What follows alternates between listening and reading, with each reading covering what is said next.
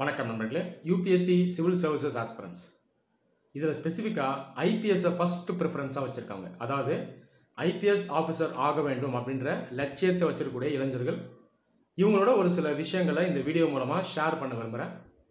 காரணம் என்னென்னா, இன்றைக்கி தேதியில் இந்த ஐபிஎஸ் ஆஸ்பிரன்ஸ் இவங்க மத்தியில் நிறைய மிஸ்கன்செப்ஷன்ஸ் இருக்குது. இந்த ஐபிஎஸ் சர்வீஸை பற்றி நிறைய பேர் சினிமாவில் வர்றதை பார்த்து இதே மாதிரி நிஜ வாழ்க்கையில் ஐபிஎஸ் ஆஃபீஸர் இருப்பாங்க அப்படின்னு நம்பிட்டு இருக்காங்க. அதே போல் நிறைய பேர் இந்த சினிமாவை பார்த்தே ஐபிஎஸ் ஆஃபீஸர் ஆகணும், இந்த எக்ஸாம் எழுதணும், செலக்ட் ஆகணும் அப்படின்னு நினைக்கிறாங்க.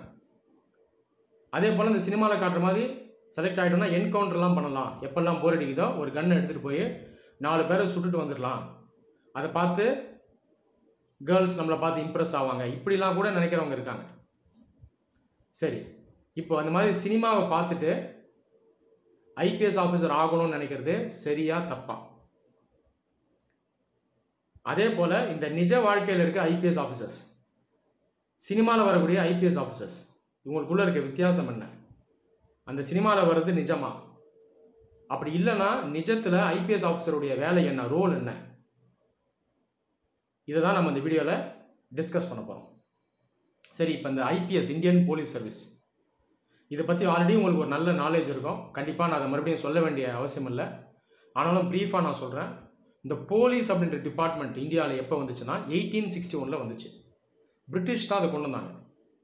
ஏன் பிரிட்டிஷ் இதை இந்தியாவில் கொண்டு வந்தாங்க? அப்படி என்ன அக்கறை அப்படின்னு பார்த்தீங்கன்னா, அக்கறையெல்லாம் கிடையாது. இந்தியர்களை அச்சுறுத்துறதுக்காக தான் இந்த போலீஸ் அப்படின்ற நிறுவனத்தையே இங்கே கொண்டு வந்தாங்க. 1861 இதில் ஒரு சட்டத்தை எடுத்துகிட்டு வந்தாங்க, இந்தியன் போலீஸ் ஆக்ட். இதன் மூலமாக தான் இந்த போலீஸ் அப்படின்ற அமைப்பு வந்துச்சு. இந்த 1861க்கு ஒரு 4 வருஷம் முன்னாடி பார்த்தீங்கன்னா ஒரு மிகப்பெரிய போராட்டம் ஒன்று இந்தியாவில் வெடிச்சது. சிப்பாய் மியூட்டினி 1857 சொல்லுவாங்க. இதை சிப்பாய்ஸ் இருக்காங்களே, இராணுவ வீரர்கள், அவங்க எல்லாம் ஒன்று சேர்ந்து பிரிட்டிஷ் அரசை எதிர்த்தாங்க. இதுக்கு மக்கள் சப்போர்ட் பண்ணாங்க, எல்லாருமே ஒன்று சேர்ந்துட்டாங்க. இதை பார்த்து பிரிட்டிஷ் பயந்துட்டாங்க. அப்போ அவங்க என்ன நினச்சாங்கன்னா, இனிமேல் இந்தியர்களை ஒன்று சேர விடக்கூடாது, எல்லாரையும் டிவைட் பண்ணணும், எல்லாமே இவங்களை அச்சுறுத்தணும். இந்த அச்சுறுத்துறதுக்கு ஒரு ஃபோர்ஸ் தேவை, பிரிட்டனில் இருக்க மாதிரி இங்கே எடுத்துகிட்டு வரணும்னு சொல்லி எடுத்துகிட்டு வரப்பட்டது தான் இந்த போலீஸ் அப்படின்ற நிறுவனம். அப்போ பிரிட்டிஷ் இந்த மாதிரி ரீசன் கொண்டு வந்த ஒரு அமைப்பை நம்ம ஏன் வச்சுருக்கோம் அப்படின்னா, போலீஸ் மட்டும் இல்லை, இந்தியாவில் பல இன்ஸ்டிடியூஷன்ஸை பிரிட்டிஷ் கொண்டு வந்தாங்க. ஆனாலும் சுதந்திரம் வாங்கினதுக்கப்புறம் நாம் இந்த இன்ஸ்டிடியூஷன்ஸ் எல்லாம் டெமோக்ராட்டிக்காக மாற்றிருக்கோம். இந்திய அரசு மக்களுக்கு ஏற்றாற் போல இதெல்லாம் மாற்றி அமைச்சிருக்கு. இப்படி தான் இந்த போலீஸ் டிபார்ட்மெண்ட் இந்தியாவில் உருவாச்சு. ஐபிஎஸ்ங்கிறது டாப் மோஸ்ட் சர்வீஸ். இது ஒரு ஆல் இந்தியா சர்வீஸ். இந்தியாவில் மொத்தம் 3 ஆல் இந்தியா சர்வீஸ் இருக்குது: IPS, IAS, IFS, Indian forest service. இந்த ஐபிஎஸ் இதுக்கு பார்த்தீங்கன்னா முன்னாடி இதை இந்தியன் இம்பீரியல் சர்வீஸ்ன்னு சொல்லுவாங்க. அதுக்கப்புறம் தான் இதை பெயர் மாற்றம் பண்ணாங்க. ஐபிஎஸ் இது எந்த சட்டத்துக்கு கீழே வருதுன்னா, all India civil services act 1951 இது கீழே தான் அந்த ஐபிஎஸ் வருது. ஸோ இந்த ஐபிஎஸ், ஐஏஎஸ், ஐஎஃப்எஸ் சம்மந்தமான ரூல்ஸை இந்த சட்டம் தான் சொல்லும். ஐபிஎஸ் பார்த்தீங்கன்னா ஸ்டேட் சென்டர் ரெண்டுக்குமே காமனான சர்வீஸ், ரெண்டுக்கும் கீழே வரக்கூடிய ஒரு சர்வீஸ். சரி, இப்போ இந்த சினிமாவை பார்த்துட்டு ஐபிஎஸ் ஆஃபீஸர் ஆகலாமா? சினிமாவில் வர ஹீரோ ஐபிஎஸ் ஆஃபீஸராக வராரு, அதை பார்த்து எனக்கும் ஆசையாக இருக்குது, நானும் ஆகலாமா அப்படின்னு கேட்டிங்கன்னா கண்டிப்பாக ஆகலாம், தப்பே கிடையாது. ஒரு நல்ல விஷயம். இதற்கான இன்ஸ்பிரேஷன் எங்கேருந்து வேணால் வரலாம், தப்பே இல்லை. சொல்லப்போனால் அந்த காலத்தில் அமிதாப் பச்சன் அவருடைய மூவிஸ் நிறைய பேர் வாட்ச் பண்ணிவிட்டு ஆர்மியில் சேர்ந்துருக்காங்க. அப்போ நீங்கள் சினிமாவை பார்த்துட்டு ஐபிஎஸ் ஆஃபீஸர் ஆகணும்னு நினச்சிங்கன்னா தப்பே இல்லை, வெட்கப்பட வேண்டிய அவசியமே இல்லை. ஆனால் நீங்கள் புரிஞ்சிக்க வேண்டியது என்னென்னா, ரியாலிட்டியே உணரணும். சினிமாவில் இருக்க ஐபிஎஸ் ஆஃபீஸர் மாதிரியே நாளைக்கு நீங்கள் இருக்கணும்னு நினைக்கக்கூடாது. அதில் வர மாதிரியே என்கவுண்டர் பண்ணணும், ஒரு கன் எடுத்துகிட்டு நம்ம போர் அடிக்கும் போதெல்லாம் என்கவுண்டர் பண்ணிடலாம் அப்படிலாம் நினச்சிங்கன்னா அது தப்பு. நீங்கள் நிறைய மூவிஸில் வாட்ச் பண்ணியிருப்பீங்க, நான் சொல்ல வேண்டிய அவசியம் இல்லை. இந்த ஐபிஎஸ் ஆஃபீஸர்ஸை ரொம்ப எக்ஸாஜரேட் பண்ணி டெபிக் பண்ணியிருப்பாங்க. உதாரணத்துக்கு ஒரு மூவியில் ஒரு ஃபேமஸான ஆக்டர் என்ன சொல்லுவார்னா, அந்த ஹீரோயினோட அப்பாவை பார்த்து சொல்லுவார், உங்கள் மகளை நான் மேரேஜ் பண்ண விரும்புகிறேன், நான் ஐபிஎஸ் ஆஃபீஸராக இருக்கேன், ஆனாலும் நான் மேக்ஸில் கொஞ்சம் வீக்குன்னு சொல்லுவார். நீங்கள் யோசிச்சு பாருங்கள், மேக்ஸில் வீக்காக இருந்தால் எக்ஸாமை எப்படி பாஸ் பண்ணி ஐபிஎஸ் ஆஃபீஸர் ஆனார்? சிசாட்டில் மேக்ஸ் இருக்குது. ஒருவேளை அதுக்கு முன்னாடி எழுதியிருந்தாலும் அப்போ மேக்ஸ் இருக்கும், மெயின்ஸ் எக்ஸாம்லலாம் மேக்ஸ் இருக்கும். ஓகேங்களா? அப்போ ரியாலிட்டிக்கும் அதுக்கும் ஒத்து போதா? இன்னொரு படத்தில் பார்த்தீங்கன்னா அந்த நடிகர், அந்த ஹீரோ யூபிஎஸ்சியில் இன்டர்வியூ போர்டுக்கு முன்னாடி போயிடுவார். அங்கே போய் தான் ஐஏஎஸ் வேணாம் ஐபிஎஸ் எடுத்துக்கிறேன்னு சொல்லுவார். அங்கே தான் அந்த ஃபயர் வரும், ஒரு அதிகாரி மேலே மோதுவார், உடனே அந்த ஃபயர் வந்துடும்.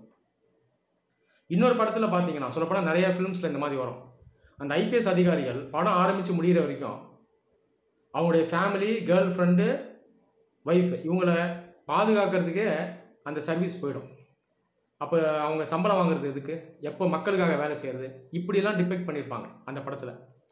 அதே போல் பெரும்பாலான மூவிஸில் பார்த்தீங்கன்னா என்கவுண்டர் பண்ணிக்கிட்டே இருப்பாங்க. எப்போல்லாம் போர் அடிக்குதோ ஒரு கன்னை தூக்கிட்டு என்கவுண்டர் பண்ணிட்டு வர்றதான் வேலை. அதே போல் அந்த ஹீரோயின் இருப்பாங்க, அந்த கேர்ள் வந்து இவங்களை பார்த்து இம்ப்ரெஸ் ஆவாங்க. இப்படிலாம் டிபெக்ட் பண்ணுவாங்க. சரி, ஒரு பெண், ஒரு தைரியமான வீரமான ஆண்மகன், நாட்டுக்கு சேவை செய்யக்கூடிய ஆண்மகனை பார்த்து இம்ப்ரெஸ் ஆகலாம்னா கண்டிப்பாக ஆகலாம், தப்பே கிடையாது. ஆனால் சினிமாலெலாம் எக்ஸாஜரேட் பண்ணி இதை டெபிக்ட் பண்ணியிருப்பாங்க. அதுதான் நம்ம கவனிக்கணும். ஒரு 7-8 வருஷம் முன்னாடி பார்த்தீங்கன்னா நார்த் இந்தியாவில் ஒரு ஸ்டேட்டில் ஒரு யங் ஐபிஎஸ் ஆஃபீஸர் இருந்தார். அவரோட பேரை நான் மென்ஷன் பண்ண விரும்பல, ஸ்டேட்டையும் மென்ஷன் பண்ண விரும்பல. ஏன்னா நீங்கள் கூகுளில் சர்ச் பண்ணிங்கன்னா உடனே அவர் வந்துடுவார். யங் ஆஃபீஸர் வேலைக்கு சேர்ந்த உடனே என்ன பண்ணார் அப்படின்னா, வேலை செஞ்சார் இல்லைன்னு சொல்ல, ஆனால் அவரே விளம்பரப்படுத்த ஆரம்பித்தார். இந்த விமன் யூனிவர்சிட்டி, ஸ்கூல்ஸ் இங்கெல்லாம் போயிட்டு ஸ்பீச் கொடுப்பாரு. அது இல்லாமல் சினிமேட்டிக்காக என்ன பண்ணுறது, ரோட்டில் வந்து அக்யூஸ் யாராவது 2-3 பேர் இருந்தாங்கன்னு இழுத்து போட்டு அடித்து அதை ஃபில்ம் பண்ணிலாம் அப்லோட் பண்ணார். அதுக்கப்புறம் கவர்மெண்ட் பார்த்துச்சு, இங்கே வா ராஜா, இப்படிலாம் நீ செஞ்சிட்ருக்கூடாது, இதுக்காக நீ சம்பளம் வாங்கலை, உன்னோட வேலையை பாரு, இந்த விளம்பரத்தை விட்டுடு அப்படின்னு வார்ன் பண்ணி அவங்க அனுப்பிச்சாங்க. அவரை பார்த்தீங்கன்னா அப்போதைக்கு தபாங் ஆஃபீஸர்னு சொல்லுவாங்க ஃபேமஸாக. ஸோ இப்படி இல்லாமல் நடந்துட்டு இருந்துச்சு, ரியல் லைஃப்லேயே இப்படிலாம் நடந்துட்டு இருந்துச்சு. காரணம்னா இவங்கெல்லாம் சினிமாவை பார்த்து இன்ஃப்ளூயன்ஸ் ஆன ரியல் லைஃப் ஐபிஎஸ் ஆஃபீஸர்ஸ். அதுக்கப்புறம் ஸ்ட்ரிக்டாக சொன்னதுக்கப்புறம் இதெல்லாம் ஸ்டாப் பண்ணாங்க. அதே போல் அந்த சினிமாவில் பார்த்தீங்கன்னா என்கவுண்டர் பண்ணிக்கிட்டே இருப்பாங்க. அது இல்லாமல் இன்னொரு பக்கம் வந்து இவங்களுக்கு அச்சுறுத்தல் இருந்துக்கிட்டே இருக்கும். ஒரு சில படத்தில் ஜஸ்ட் லைக் தட் ஐபிஎஸ் ஆஃபீஸருடைய வீட்டுக்குள்ளே வந்து அவருடைய ஃபேமிலி மெம்பர்ஸை சுட்டுட்டு போயிடுவாங்க, அப்படிலாம் காட்டுவாங்க. இது எதுவுமே நிஜம் கிடையாது. ஐபிஎஸ் ஆஃபீஸர்ஸ்க்கு எப்போயுமே செக்யூரிட்டி கார்டு இருப்பாங்க, 2-3 பேர் இருப்பாங்க, அவங்க கையில் கன்று இருக்கும். அவ்வளோ ஈஸியாலாம் வந்து ஒரு ஐபிஎஸ் ஆஃபீஸர் அடித்தோ இல்லை சுட்டுட்டோ ஒருத்தர் வந்து செய்ய முடியாது. இதெல்லாம் உண்மை கிடையாது. அதே போல் ஐபிஎஸ் ஆஃபீஸர் வந்து இஷ்டப்பட்டால் என்கவுண்டர் பண்ணலான்னா அதுவும் பண்ண முடியாது. என்கவுண்டர் அப்படின்றத நம்ம சினிமாவில் ஜென்ரலாக இந்த ஃபினாமினா நம்ம கவனிச்சிருப்போம். என்கவுண்டர் அப்படின்றதோட ஆக்சுவல் அர்த்தமே வேறு.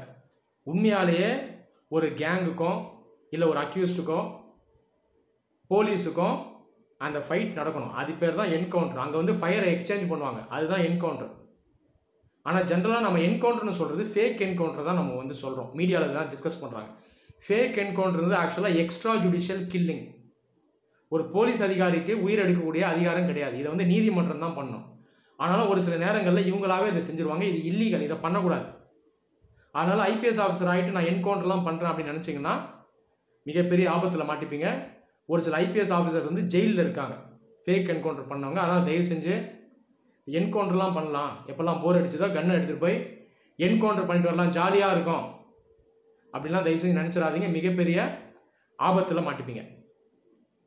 அதே போல் நிறைய யங் ஆஃபீஸர்ஸ் ஒரு சில ஸ்டேட்டில் அவங்க வந்து செலக்ட் ஆவாங்க. ஆனால் அந்த கேடர் வேணான்னு சொல்லி வேலையை விட்டுட்டு வந்தவங்களாம் இருக்காங்க. நானே நிறைய பேர் பார்த்துருக்கேன். ஆனால் ஜென்ரலாக மீடியாவில் அதை வந்து டிஸ்கஸ் பண்ண மாட்டாங்க. காரணம்னா அந்த ஸ்டேட்ஸில் பார்த்தீங்கன்னா நிறைய சவால்கள் இருக்கும், ஒரு சில ஆபத்துகள் இருக்கும். உதாரணத்துக்கு நார்த் ஈஸ்டர்ன் ஸ்டேட்ஸில் கேடர் வருதுன்னா ஒரு சில பேர் வேணான்னு விட்டுட்டு வந்தவங்களாம் இருக்காங்க, ரிசைன் பண்ணிட்டு வந்தவங்களே இருக்காங்க. அவங்க என்ன நினைப்பாங்கன்னா அங்கே ரிஸ்க் அதிகம் இருக்குன்னு நினைப்பாங்க. அங்கே நிறைய இன்சர்ஜென்ட் குரூப்ஸ் இருக்குது, ஆர்ம்டு குரூப்ஸ், ரெபல்ஸ்லாம் இருக்காங்க. ஜென்ரலாக அந்த ஐபிஎஸ் ஆஃபீஸர்ஸ் போய் சேரும்போதே ஹிட் லிஸ்ட்டில் போட்டுருவாங்க. அவங்க அந்த குரூப்ஸ் இருக்காங்களே ஹிட் லிஸ்ட்டில் போட்டுருவாங்க. ஹிட் லிஸ்ட்னா நீ சேர்ந்துட்டால வேலைக்கு உன்னை நான் எலிமினேட் பண்ணிட்டு உன்னை நான் காலி பண்ணிவிடுவேன் அப்படின்றதான் ஹிட் லிஸ்ட்டு. அதுக்கு பயந்து வேலையை விட்டுட்டு வர்றவங்களாம் இருக்காங்க. அதுக்குன்னு அவங்க நம்ம வந்து இன்சல்ட் பண்ணுறது சரியாக இருக்காது. ஏன்னா அவங்களும் வந்து ஹியூமன் பீயிங்ஸ் தான். அந்த அந்த இளைஞர் வந்து அந்த வேலையில் சேரணும்னு நினச்சாலும் வீட்டில் இருந்து கொஞ்சம் அழுத்தம் இருக்கும். அதனால் வேண்டாம்பா வந்துரு அப்படின்னு சொல்லுவாங்க. வீட்டுக்கு ஒரே பையன், ஏன் ஆபத்துன்னு சொல்லுவாங்க. அதனால் வேலையை விட்டுட்டு வந்தவங்களாம் இருக்காங்க. அதே நேரத்தில் சிறப்பாக போய் சேர்ந்து வேலை செஞ்சவங்களும் இருக்காங்க. ஓகேங்களா? ஸோ ரியல் லைஃப் ஐபிஎஸ் வேலைங்கிறது இப்படி தான் இருக்கும். சரி, இப்போ உண்மையாலே நீங்கள் ஐபிஎஸ் ஆஃபீஸர் ஆகணும்னா எதற்காக ஆகணும்? நாட்டுக்கு சேவை பண்ணுறதுக்காக ஆகணும். அதே நேரத்தில் உங்களுக்கு அதுக்கான ரிவார்டும் வந்து சேரும், ரெக்கக்னிஷன் வரும், ரெஸ்பெக்ட் வரும், அப்ரிசியேஷன் வரும், எல்லாமே வரும். இன்னைக்கு தேதியில் ஐபிஎஸ் ஆஃபீஸர்ஸ் பார்த்தீங்கன்னா ஒரு ஃபெசிலிட்டேட்டராக இருக்காங்க. நிறைய இடத்துல ஐஏஎஸ் ஆஃபீஸர் செய்யக்கூடிய வேலையும் செய்கிறாங்க. உதாரணத்துக்கு இந்த நக்சலைட்ஸ் இருக்க ஏரியாவில் பார்த்தீங்கன்னா இன்டெகிரேட்டட் ஆக்ஷன் பிளான் அப்படின்ற ஸ்கீம் இருக்குது, கவர்மெண்ட் ஸ்கீம். அதில் ஐபிஎஸ் ஆஃபீஸர்ஸ் வந்து டெவலப்மெண்ட் ரோல் பண்ணுவாங்க. அவங்க ரோடு போகிறது, ஸ்கூல் நடத்துறது எல்லாத்தையும் ஐபிஎஸ் ஆஃபீஸர்ஸ் தான் சூப்பர்வைஸ் பண்ணுவாங்க. இந்த மாதிரி ரோலும் எடுத்து பண்ணுறாங்க. அது இல்லாமல் நிறைய ஐபிஎஸ் ஆஃபீஸர்ஸ் பார்த்தீங்கன்னா சீனியர் ஆஃபீஸர்ஸ், இந்த தேர்வு ஆணையம்லாம் இருக்கு இல்லையா, இதில் இவங்களை ஹெட்டாக போடுவாங்க. அரசு நிறுவனங்களுக்கு இவங்கள வந்து ஹெட்டாக போடுவாங்க. அந்த சீஃப் செக்யூரிட்டி ஆஃபீஸர்ஸாக இவங்களை அப்பாயிண்ட் பண்ணுவாங்க. விஜிலன்ஸ் ஆஃபீஸர்ஸாக கூட இவங்களை அப்பாயிண்ட் பண்ணுவாங்க. அப்போ நிறைய இடங்களில் ஐபிஎஸ் ஆஃபீஸர்ஸ்க்கு வந்து வேலை செய்யக்கூடிய வாய்ப்பு இருக்குது. ஐபிஎஸ் ஆஃபீஸர்ஸ் அவங்களுடைய வாழ்க்கையில் சென்ட்ரல் டெபுடேஷனுக்கும் போகலாம். ஓகேங்களா? ஆனால் நிறைய ஆப்பர்ச்சுனிட்டிஸ் இருக்குது. நீங்கள் ஒரே ஸ்டேட்டில் தான் வேலை செய்யணும்னு அவசியம் இல்லை. அதே போல் இந்த சிஆர்பிஎஃப், ரா, ஐபி, சிபிஐ, இந்த மாதிரி முக்கியமான செக்யூரிட்டி ஏஜென்சிஸ் இதிலெல்லாம் ஐபிஎஸ் ஆஃபீஸர்ஸை அவங்க அப்பாயிண்ட் பண்ணுவாங்க, ஹெட்டாகவே அப்பாயிண்ட் பண்ணுவாங்க. ஸோ இந்த அளவுக்கும் பார்த்தீங்கன்னா வாய்ப்பு இருக்குது. அது இல்லாமல் இன்டர்நேஷ்னல் லெவல்லையும் ஐபிஎஸ் ஆஃபீஸர்ஸ் வந்து ஒர்க் பண்ணலாம்.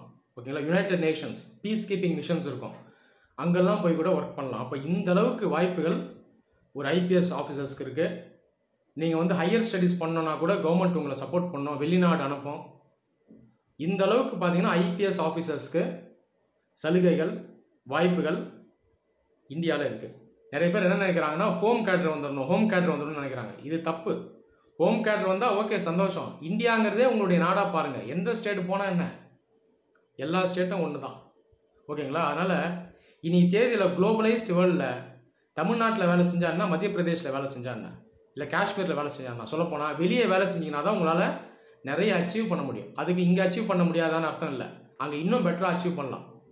ஸோ வெளி ஸ்டேட்டில் போய் நல்லா பண்ணிங்கன்னா அந்த மக்கள் உங்களை வந்து தெய்வமாக பார்ப்பாங்க. ஸோ ஆப்பர்ச்சுனிட்டி சொல்லப்போனால் இன்னும் அதிகம். அங்கே தான் சேலஞ்சிங்காக இருக்கும். சொந்த ஊரில் வேலை செய்கிறத வெளியே செஞ்சால் தான் சேலஞ்சிங்காக இருக்கும். உண்மையாலே தைரியமான சவால் வேண்டும் அப்படின்னு நினைக்கிற ஐபிஎஸ் ஆஃபீஸராக இருந்தால் வெளியே போய் தான் வேலை செய்ய நினைக்கணும். நானே நிறைய இளைஞர்கள் பார்த்துருக்கேன். அந்த ஸ்டேட் ப்ரிஃபரன்ஸில் ஜம்மு காஷ்மீராக ஃபஸ்ட்டு போட்டவங்க நான் பார்த்துருக்கேன். ஜார்க்கண்டை ஃபஸ்ட்டு போடுவாங்க, ஒரிசாவை ஃபஸ்ட்டு போடுவாங்க.